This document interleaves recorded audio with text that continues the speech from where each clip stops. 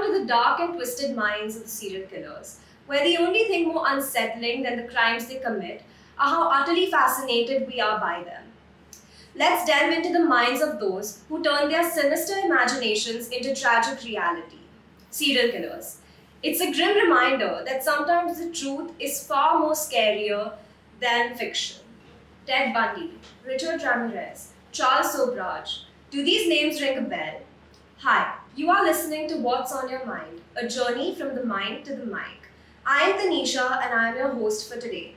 Brought to you by the Psychology Department of NMIMS, we create a safe space for raw, honest conversations around mental health. The conversations today will surround the ins and outs of serial killers and why we humans romanticize them. They are generally with clusters, they have cluster C personality. Okay, dependent, being too clingy. So they are the ones who get attracted towards these kind of people much because they think that they are very powerful. From curiosity about the dark side and empathy towards them and everything in between. But they do it for thrill, you know. Joining us today is Dr. Ruttuja Karkhanis More, Head of Department, Assistant Professor and Program Chairperson of Jyoti Dalal School of Liberal Arts, NMIMS Mumbai, Department of Psychology. She holds a master's degree in clinical psychology from NFSU Gujarat and a PhD in health psychology from Gujarat University. Her specializations include clinical psychology, applied psychology, forensic psychology, to criminology, eyewitness testimony, and many more. So thank you for being here today, ma'am. So we'll dive right into the questions. So these days, OTT platforms, documentaries about serial killers are very trending, and people seem to love watching them. So do you think there's any difference between the portrayal of serial killers in real life versus in movies and shows? There's in fact a huge difference. See, what happens is in movies they put a lot of dramatic effect, like the way he'll walk and then he'll have his own music and style, signature mark, then he'll like to keep souvenirs, color clothes. It's not there in the real life. Not every serial killer will have his or her signature mark. They'll not be like, they'll not come in a very fashionable and a trendy set. Uh, they would be just like any other person, just very normal person with casual clothes, with a casual way of talking, just a person next door. So yes, they are not the same. Of course, they show a lot of drama in that, but they are not the same. I think they may show them as very good looking and charismatic, but they are not. They are extremely normal looking people like you and me. So do you think that movies and TV shows these days they romanticize serial killers to an extent? Yeah, of course, like they want to rather showing them the villain, they show them the hero. They will pick up a character like Randeep Hooda. He was playing Charles Sobraj. He's such a nice looking guy. So people want to kind of try to wear clothes like him and try to walk like him. So of course that thing is people at the after a period of time they start liking them. So our psyche impacts our thinking, behaviors, feelings, and emotions.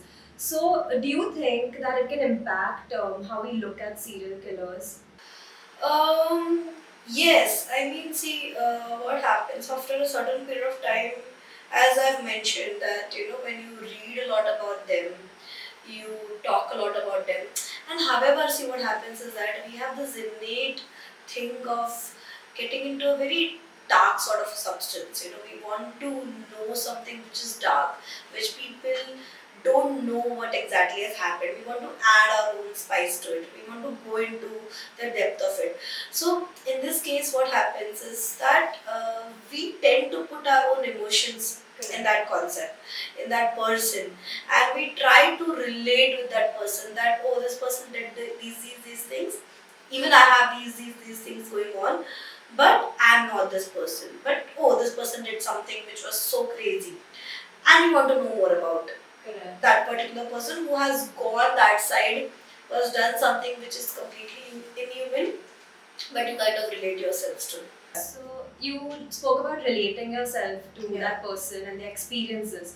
So do you think that people relate to like psychological trauma or physical abuse and also an inclination towards the dark side, just as serial killers do in their childhood? Yes, indeed.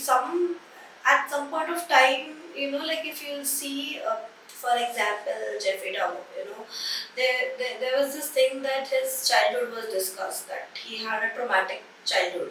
Now, a lot of other people would have had the same sort of environment. Parents got separated, and things like that. In that also, they try to relate, like what if I was, you know at his position, what if I would have done the same thing. The thing of us going there, I'm not saying that we would be the serial killer, but the association that we try to build with that individual, here we're talking about serial killer, will definitely happen. So, and also, more you kind of see this, like if you have a sort of cluster B personality, you would want to kind of relate yourself more to that human being.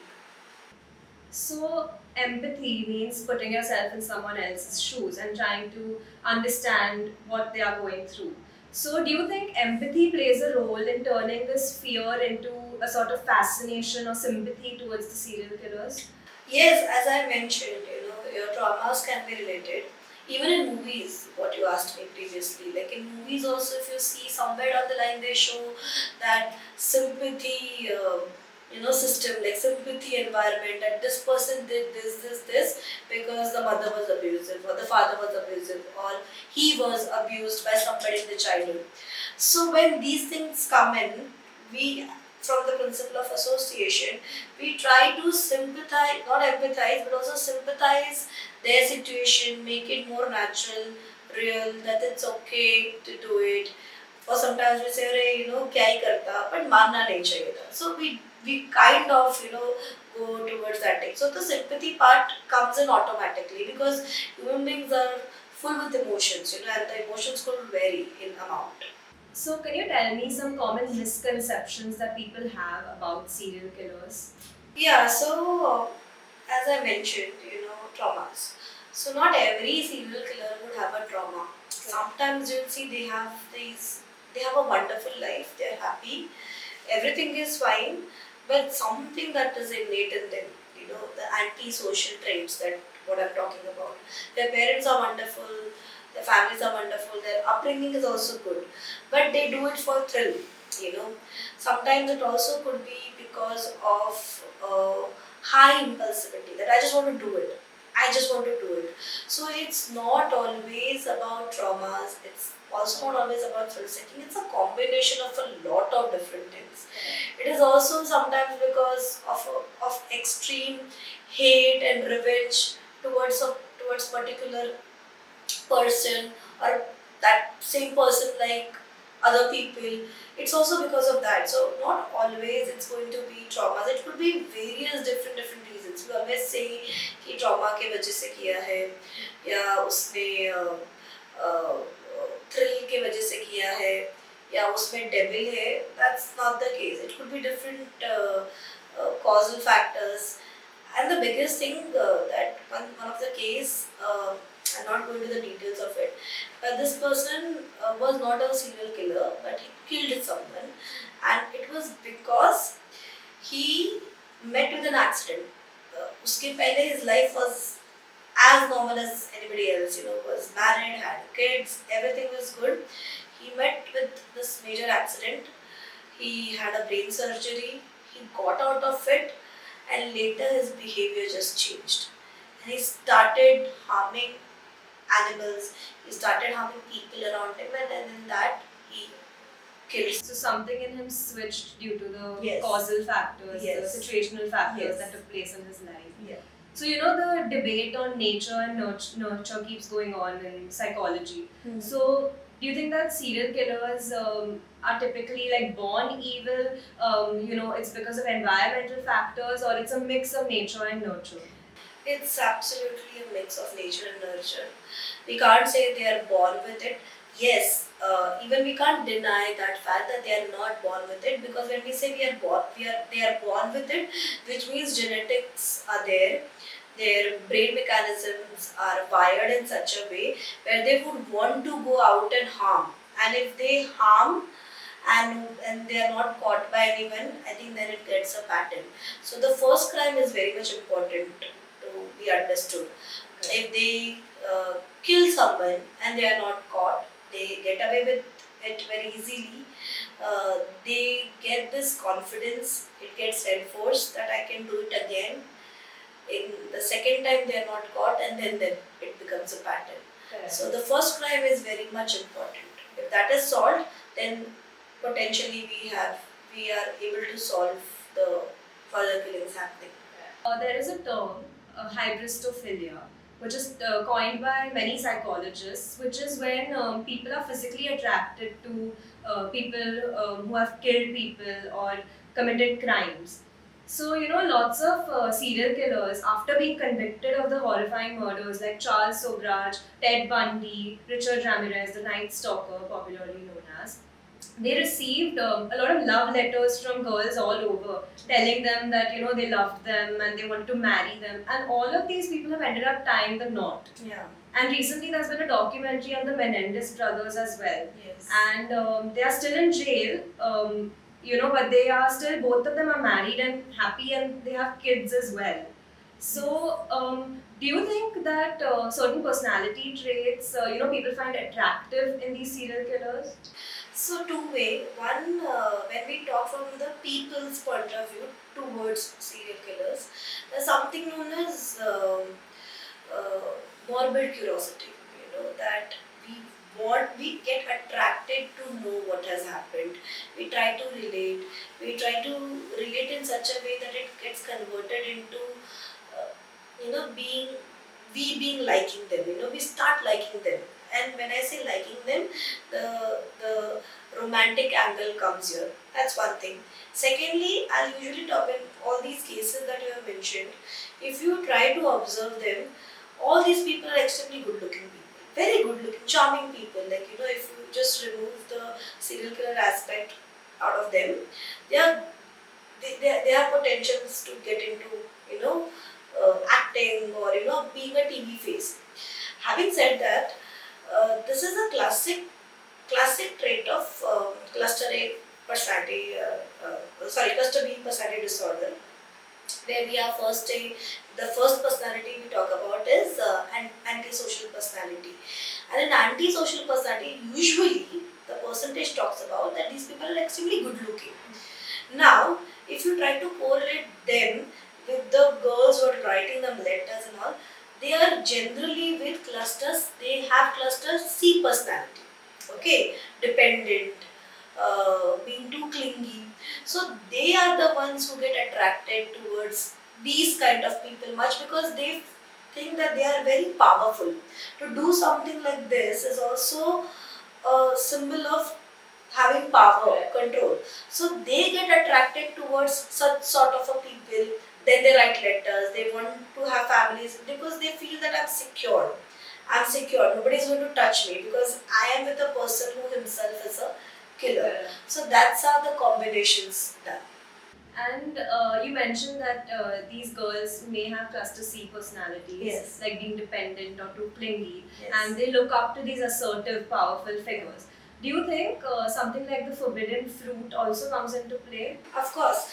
Again, I'll not say that they may possibility that they may have cluster C personality, but also cluster B may attract cluster B. Like, say for example, we have historic personality, where they want to do something like that so that they are the center of the attention. That I married Charles Shobraj, my husband is Charles Shobraj. That's a pride for me, So I'm getting the attention that who is this person who's getting married to a serial killer.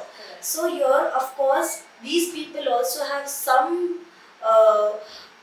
deficits or pathologies. Deficits not the right word. Pathologies in their personality, which makes them attracted towards these people.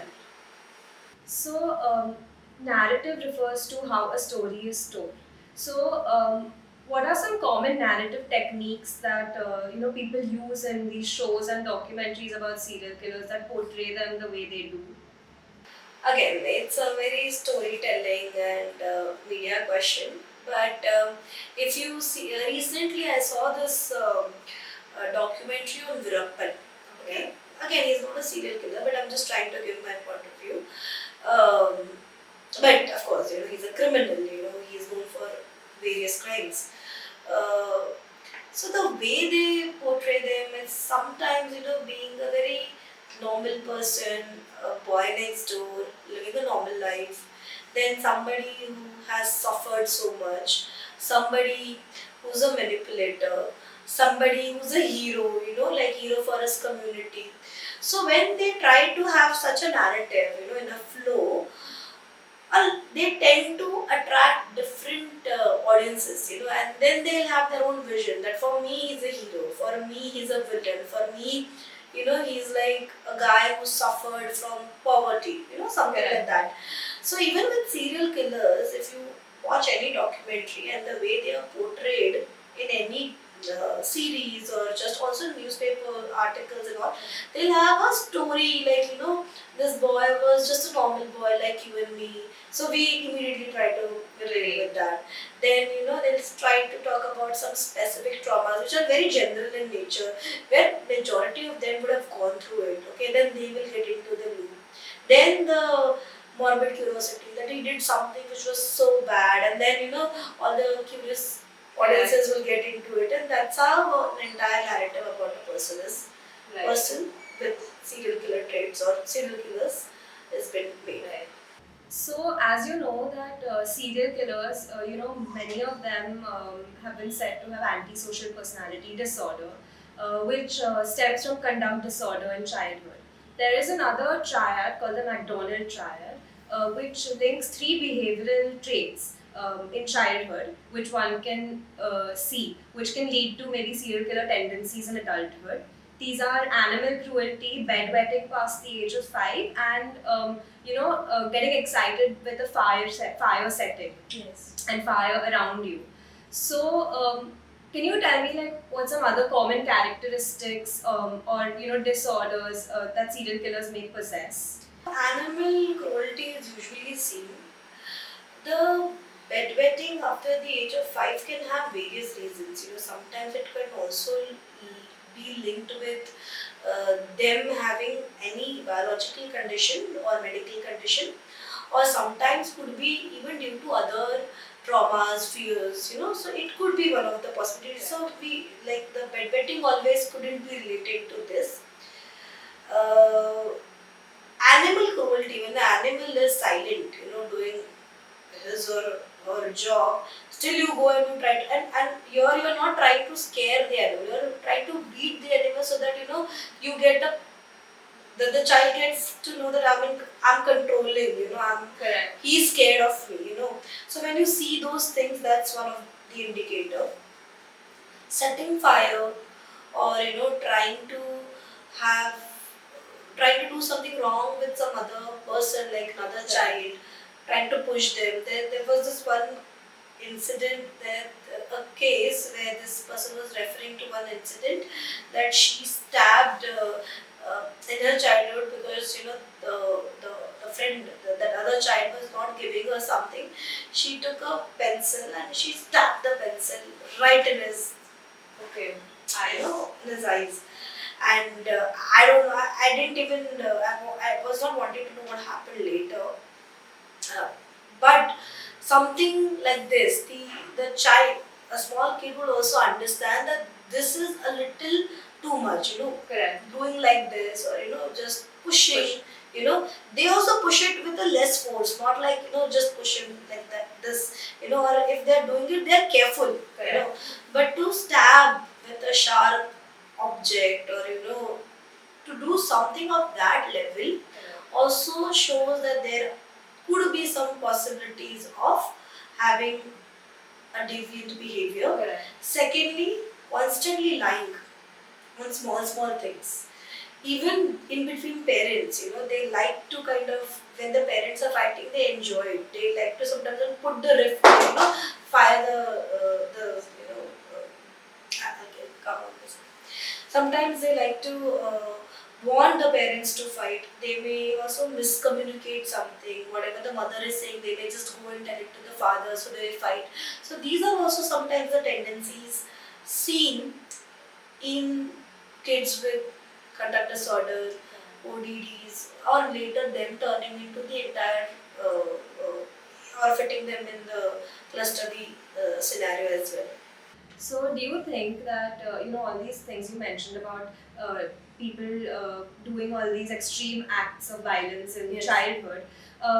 Do you think that we can predict who might become a serial killer, who might commit crimes in the future? Yeah. 40% times yes. We can't say whether this person can commit a crime, but the behavior of this person will definitely ruin relationships, his lifestyle, his working place, because a person who's constantly lying and trying to gain pleasure out of it may also be bad in his relationship. That means chances are that this person will be the source of trauma for somebody else. That other person will be in a traumatic relationship. Crime, we don't know. We can't say that ये serial killer बनेगा. ये हम कोई नहीं बोल सकता और कभी ये predict हो भी नहीं सकता. But हाँ, हम ये जरूर बोल सकते हैं कि ये pathological conditions create करेगा. इसमें pathological conditions है. He could be a threat to himself or to the society. Okay, so those things could be done. Crime करेगा कि नहीं? A little exaggerated thing, but could be a threat. Yes. And just the last question that I have for you is, do you think that there's less awareness, like there's a lot of awareness regarding movies and TV shows portraying serial killers, but as we spoke today in the podcast, there is a large discrepancy and gap between real life versus movies. Yes. And their portrayal on serial killers. Do you think there's enough awareness on this topic? No. People know what are serial killers, people know who are serial killers, they know their life, but the psychology, to understand that, it's not there. लोगों को लगता है ये because of Netflix these days, because of OTT platforms, लोगों को लगता है ये सिर्फ US में होता है, इंडिया में ऐसा नहीं होता. कभी कभी ये भी बातें आती है कि वहाँ के संस्कार ऐसे, वेस्टर्न कल्चर में ऐसा होता है, हमारे यहाँ पे होता है. It's nothing like that. The tendencies are more or less the same. The pathologies are more or less the same. Culturally, it could be different. This person can later be a very toxic boyfriend or a toxic girlfriend. And I'm not saying that it's gender specific. Majoritarily, it's seen in men, but of course, these traits are there in females also. But they can be toxic. They can be extremely abusive in their relationship. And when we talk about that, it's also a crime. It could be a domestic violence or it could be intimate partner violence. But the concept of serial killer is made that he, marega, ye karega. But those pathological traits are also present in other people as well. So serial killers can be extremely charming personalities and charismatic personalities, and they have an ability to blend into the society and act like the common man. So you may not feel like anything is wrong with them, and in fact, some might be attracted to them as well. And this romanticization can overshadow the brutality of their crimes that they commit, and that is exactly what we learned on today's podcast. So thank you so much, Ruttuja ma'am, for joining us and sharing your insights with our viewers. Thank you so much.